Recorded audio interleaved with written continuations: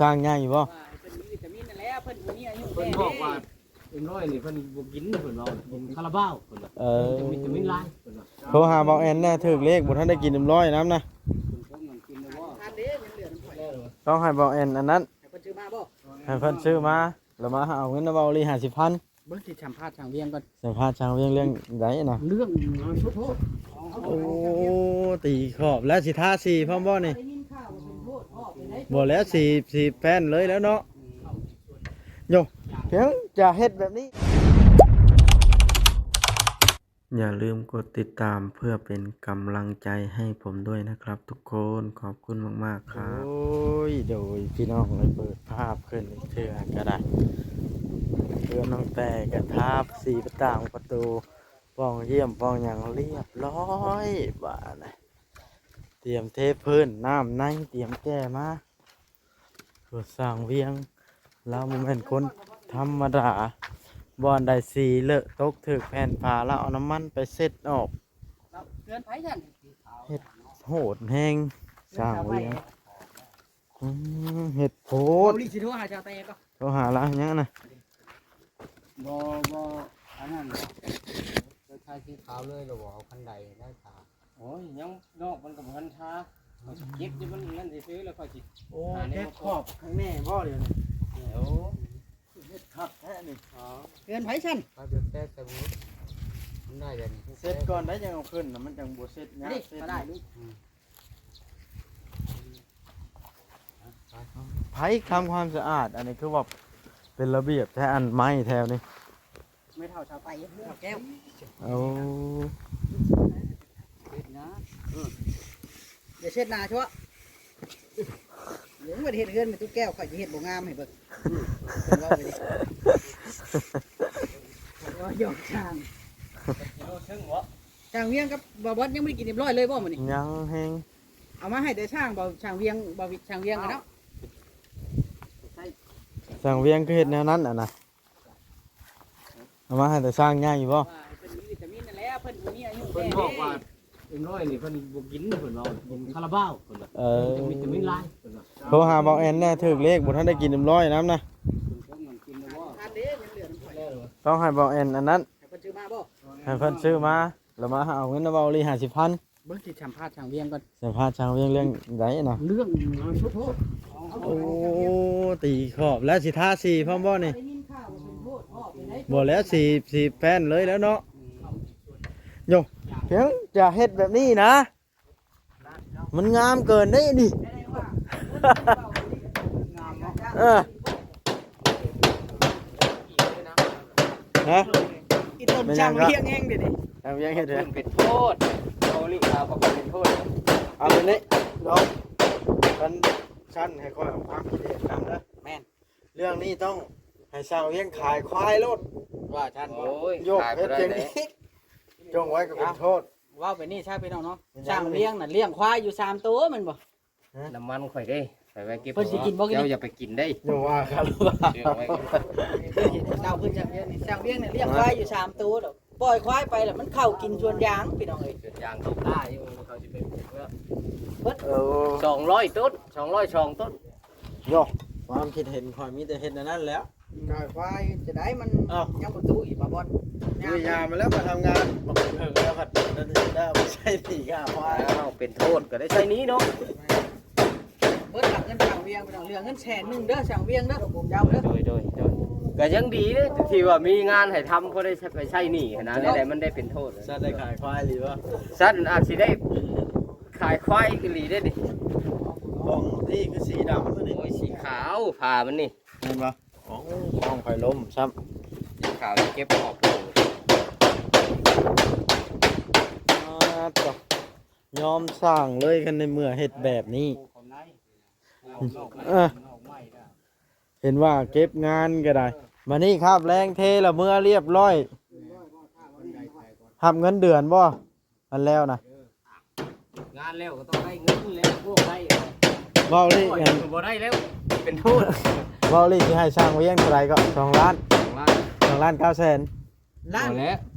อัน ค่อยน่ะเบิดแล้วล้านเก้า ค่าจ้างน่ะ2ล้านทวน เออ ค่อยน่ะเรือ แต่ แสน แล้วน่ะเบิดแล้วล้านเก้าเดี๋ยวนี้ แล้วเอาเงินไปเสียค่า โอ้ยตายปุ๊บอย่าแล้วบอกให้ขายควายบ่ขายมาใส่นี่ไผเฮ็ดหยังเสียงดังฉะนั้นอยู่นี่ เคาะนี่ จะพังวิทยุ โดย โอ้บ่แก้วเจ้าเริ่มว่างแล้ว ช่วยเข้าแล้วได้แล้วเลย เจ้าพักเป็นบ่อันนี้นะ ปิ้น พักละข้างหม้อต้มให้มันเปื่อยซ้ำมันชอยแล้วกิน ไปที่ข้างป้าไว้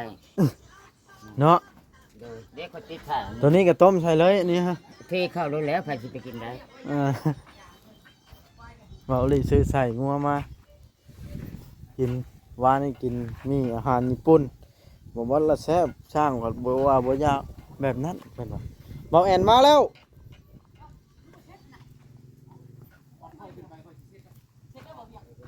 เอาหายสร้างให้อีกแล้วฮะเดี๋ยวเก็บงานให้เบาแอนซื้อ100มาแล้ว คือบ่ตอกได้อีกนะตอกเลยดิตอกได้เด้อ ตอกแล้วระดับสั่ง เคยมีบ่เฮือนงามปานนี้บ่บัด หายากแล้ว เฮือนไผจ้ะ เพื่อนไผ่ลง หัวลุงแล้วกันเลย เอาร้อยไว้อยู่ได้ดิเงินค่าเลขผมเอาแล้วแม่ไปซื้อ100นี่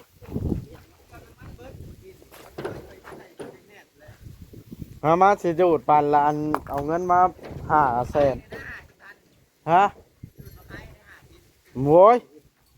บ่ได้สิขายให้อยากซื้อน้ำมันน้ำหมูบ่ได้ ไอ้ เป็น ตัวนี้คือว่าไปตลาดแรงจะไปซื้อน้ำมัน ตัวมือคานเห็ดเวียก ตัวเมือบ่บ้านพอบานประตูละเมือบ่ ก็ลองตัดโมมาซุบใส่เบิ่งละกาดข้ามมันเบิ่งเลย แค่มันเจ็ดขันนะ เจ็ดขันให้คักแล้วมันพอดี ลองเจ็ดข้างกันนะที่ข้างนี่มันข้างแห้ง ตั้งอยู่บนนี้ขันนึง ค่อยบ่แล้วเจ็ดแล้วพัดว่าห้ามันเฮือนมันสูงเนี่ยมันจนวิดกับหัวเนาะ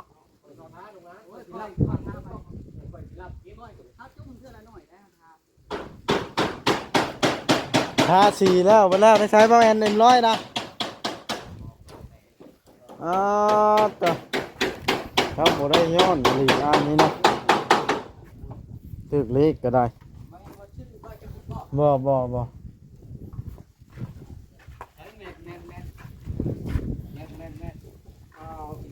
แมทเอาวะ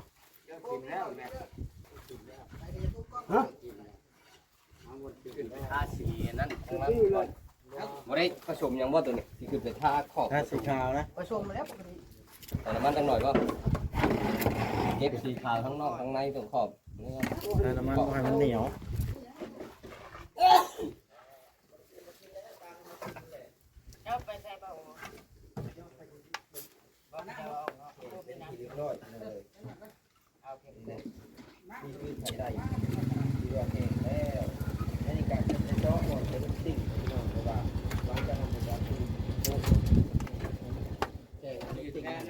แม่นเพียงบอกชื่อ100ชื่อหมักชิลี เมียต้มกินเบิดเอามาชงงูสิเด้อ อันนี้ครับคอยตังเอามากินอันนี้นะ เจ้าสิกินน้ำก็กิน เขาจะกินเอากินเอาสุดๆห่อนเบิ้ง ออกจากบ่อรถบ่ บอส อย่าเฮ็ดมันเจ็บนะ อย่าพาวก็ให้เจ้าของเลือกก่อนสิ เจ้าน่ะสิเลือกเอาผู้ใดสิพาเฮ็ดเลือกเอาก้อนหมูเอาขี้เงินให้หมู หักปันกัน ให้พาเอาขี้เงินให้หมูนี่ เอาไปไหว้เลยจ้ะเอาบัตรช่างเลี้ยงกินแน่บัตรช่างเลี้ยงกินแน่ เบียดเนาะ หอยแทะเมฆมาเบิ่งนี่ ฝึกทางนี้ ชนห่อนแล้วปิ้งครับออกไฟนี่ ปิ้งเอาบ่ ห้านเวียดเพิ่นเปิดห้านแล้วบ่จะกลายมา มักชิลีข้าวเอามาแช่น้ำแล้วผัดเอามาปิ้ง ไผเบา มากินได้นะ เล็กน้อยยังไร อ่ะ ปันช่างปันช่าง ทานปั่นลุงนิดเดียว ชิลีทอด แมงๆหน่อยหนึง โอ้ ไปบ่ได้นะ ไผเอาทองเอา ได้กินย้อนอินแอนได้นี่พี่น้องเอ้ย ปิ้งขากาบเลยนี่ อย่ามาบางกล้องให้ แม่นี่มันเหี่ยวก็ตามเนาะหักได้กินยอดได้ ทิศแล้วมังคิรีนี่บ่ได้ตู้เย็น ฮะ มังคิรีเป็นทิศแล้วบ่ได้ใช้ตู้เย็น ปิ้งผักกาดชิลีบ่ได้ให้ทุกอย่างมันเหี่ยว แล้วได้ก็ขอมุกขอบใจนะจากเหี่ยวก็ได้กินอยู่เนาะ ว่าอยู่เนาะ ชื่อมาเลซิโนเลยเนี่ย เอาแอนเป็นได้คืออันมาสวายใช่ไหมนี่เที่ยงจังมา เมียข่อยอันน่ะไปว่าเด็ดสอบหรือแทนห้ายูข่อยบอกแค่เจ้าหมูหวานนี่เป็นน้อยใจหมูหึงได้8,000เจ้าบ่ฮอดพันเอาบ่เนี่ยเป็นหม้อเพราะว่าง ามบ่บ่เอ็น งานแห้งเพราะว่าหลายๆคนเพิ่นว่าข้างนี้คือแก่ข้างนั้นคือบ่แก่แต่เป็นย้อนว่าไม้น่ะมันมีแต่4 เมตรทวน เนี่ยบันมอกมันก็งามแบบนี้แหละเนาะ แม่หลังจากสิมออกมามันสิงามแห้งยังเลยคือแก่มันแบบว่าบ่อยากให้มันเป็นหูเป็นหูนะภาพนี่ไม้มันบ่เทิงบ่เทิงแล้วเพิ่นสิมอกเอาไปก่อไม้กุหลาบได้4 เมตรทวนก่อ FT ก็ตัวเอาข้างมันบ่แจ๊บหั่นล่ะแจ๊บมันข้างมันแจ๊บข้างตัวข้าง เดี๋ยวจะอัปเดตอันคลิปหน้ามีแจกบ่ แจ๊บแจ๊บข้าง ไปไทยยังติด มันบ่มีอากาศเข้าทลายเด้ กระไรได้เนาะกระไรเนาะ บ่บ่ช็อกได้เนาะโดยเราตื่นไปถ่ายรีวิวจุดในแล้วก็ช็อกได้ 4 บาทเนี่ยนี่แหละบ่บ่ไทยบ้านบ่เห็นหลักมือป้า วิวบ่แพ้แล้วบ่ อยู่แค่ไปบอกความจริงเลยนะตัวมากมันก็โอ้ยเดี๋ยวเก่งแห้งบ่บ่ผมมีผ้าเลยสามารถได้ แจ๊บแจ๊บว่า แยกน้ำเลยบัด ขอบคุณบ่าวเอ็นเมียเจ้าบ่ห่างมาจะค่อยกิน พ่อและ หลักเอาของเมียบ่ พ่อตั้งคุณมากินเองเลยเนี่ย อ้าวถ้าบ่อยากให้หมู่กินด้วย บ่าวบอสญาติอยู่ติ เห็นว่าบอสยากให้กินครับ ว่าบ่คือว่าบ่ได้ให้ชื่อนี่นะมาคือว่าบ่ชื่อบอกชื่อร้อยพุ่น ลองกินคาเล่ก่อนนะ ถ้าเลขเท่าไหร่ให้150,000แล้วยังทวง1,30 ไปนะไปเก็บร้อยมากินนะ หรือว่าได้ดีเนี่ยได้1,30ก็ซื้อใช้ได้ เอามันเงินนะคอยสิรับออกไปมันนี่ ข้าวจาน ก็จะเป็นผู้เชี่ยวชาญละ ตะแกงแห้งปะ เฮ้ยไม่ใช่ร้อย แค่น้ำมัน ฮะถือเองอ่ะเขาอยู่บ้านถือแห้งบัวให้หมูกินจะปวด ก็ตีก้อยค่อย แนวนั้นแบบเนาะ คือว่างามได้เปิดเวียกหรือว่ามันที่ท่านพากันนั่งอยู่บ่เอง ถ้าน้ำมาเทพื้นนี่เด้มอก เทพื้น มอกเลี่ยมแล้วก็ท่าน้ำมาเทพื้นแล้วก็เก็บงานเลย แล้วพักปีใหม่บ่วันนี้นะ มันก็ทำเป็นเดือนล่ะจ้างบ่ได้แม่นเช่าได้ จังหวัด งานแล้วบ่ได้เพิ่นสิให้เพิ่นเฮาน่ะ จะโดนงานบ่ ครับข่อยสิเดือนฮอดในลีเอาแล้วเท่านี่เบิดแล้ว เบิกเลย เบิกไปให้เป็นโทษดิหั่น เบิกอะไรนะ ล้านเก้าพุ่นแหละเหลือ100,000สิถ้ารับของเพิ่น จะเบิกลายได้อ่ะ ถ้าเป็นโทษเนาะ ถ้าว่าเป็นโทษยังมาทำพลาดแล้วด้วยฮะ โท โอ้ ษ ย ได้ไหม เราเลี้ยงเนี่ยเห็นงานบ่ได้เงินตัดกีบแล้วอ่ะเอาเงินไปใช้ดีวะ จะได้ว่า ก่อนบอก กินเบิด ตายรถ ก็จะได้ว่า เป็นโทษนะ คันบ่มีงานตัวนี้กับแม่นบ่มีเงินใช้นี่เนาะ โดย ก็ดีใจได้นี่ อันนี้ก็บ่ได้แม่นได้วันน้อยพุ่งมาได้น้อยจกมกน้อยใจในความช่วยตัวเอง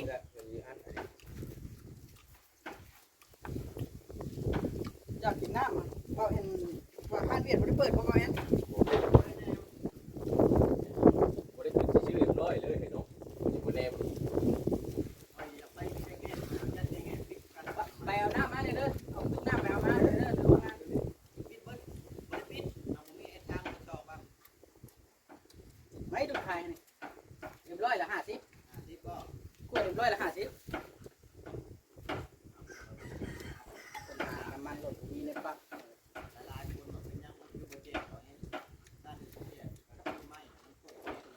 น้ำมันถอยเรือวัง90 โลนี่แหละ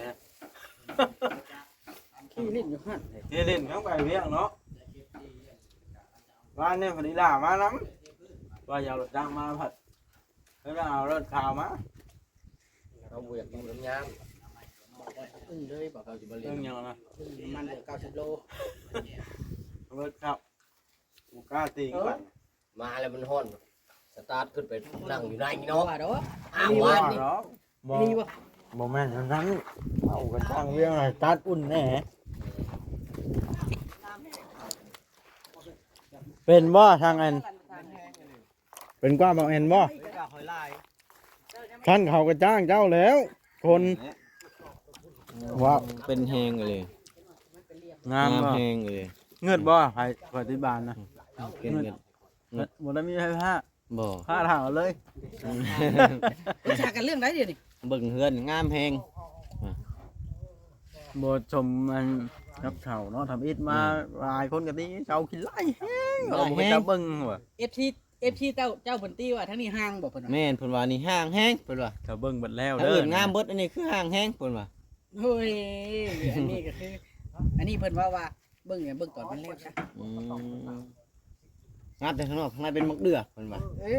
ยย่านบ่บดหันใจบ่ได้ แม่น เวลาบ่บดเขาถ่ายคลิป แม่นมาดูน้ำมันมาขายหน่อย เรียบร้อยนึกขวดหนึงละ50,000มา 50พอดีไปซื้อน้ำเขียวเลยเงินเขาจะได้50นี่ สิดูดให้นะ นี่สิได้เงินเจ้าได้สิได้ นั่นแหละ ไม่ได้สิได้ขึ้นขอยก็เอาให้แล้ว อันเด้ บ่ได้จื้อบ่ได้นี่ อันเด้ เกิดมาทวงแต่เงินค่าเล็ก เอาเลข สอนคนเด้พี่น้องเอ้ย ช่างบอกเห็นบ่เดี๋ยวนี้ จ้างแฮง มึงในกล่องขางามแหง บอกให้ซื้อM100เข้ามาบ่ซื้อ บ่จ่อยโทรชวนข่อยเช้านี่ เออไปใช่นะ ชวนไปขอเมียให้น้องชาย อุ้ย แล้วชว วัน นที่เท่าใดอันบุญวันเพิ่น11บ่ มานี่หากับวันที่ ชวนบ่บดเอารถรับไปได้ อันนี้บ่ ก็ประมาณเหลือบ่ฮอด90โลยังวะ อย่าแล้วเดือนบ้านบ่จ่อยมีแต่20โล เดี๋ยวไปมันก็เหลืออันเท่าไหร่บาทนะ 11โล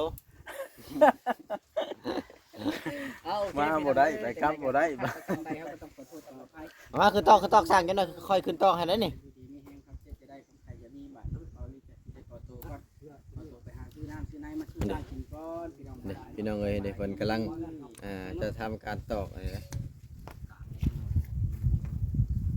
นี่ อันนี้เฮ็ดงามแฮงสร้างเวียงนี่ งามบ่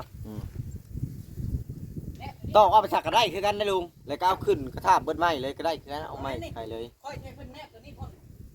แม่นแฮงงามตัวน่ะ ค่อยบ่อยากเห็นรอยต่อนี่ ก็แนบคือจุดก็งามคือกัน แนบสุดเลยไม่เวลาเขามีอยู่ แม่นมันเรืออยู่เนาะ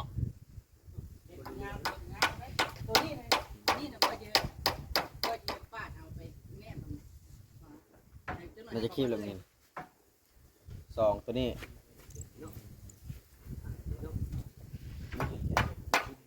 โอ้โหนุ่มซ้ำโหดอีนี่ช่าง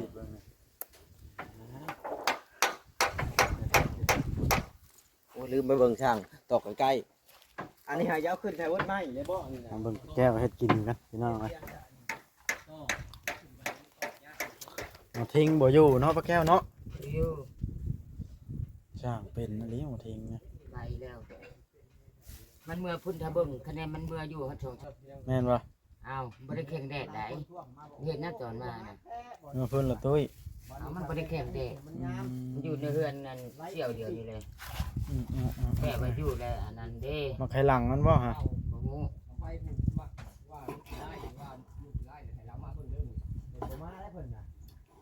มามีแต่ตีหัน มัน ตี กระห ห ลั ลั ง ง มันบ่ได้แม่นมันกระชาเราอุลีละมา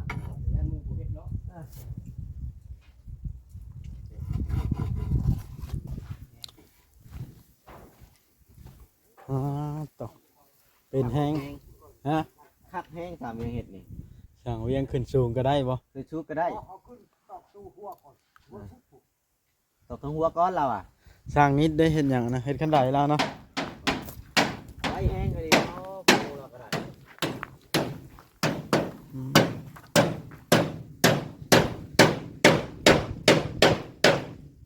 เป็นแห้งเลยสามเดือน เป็นใดเอาคลิปนี้ก็ได้จะได้จบคลิปจำนี้แล้ว เดี๋ยวตอนเที่ยงจะอัปเดตให้เบิ่งอีกเทื่อนึง เ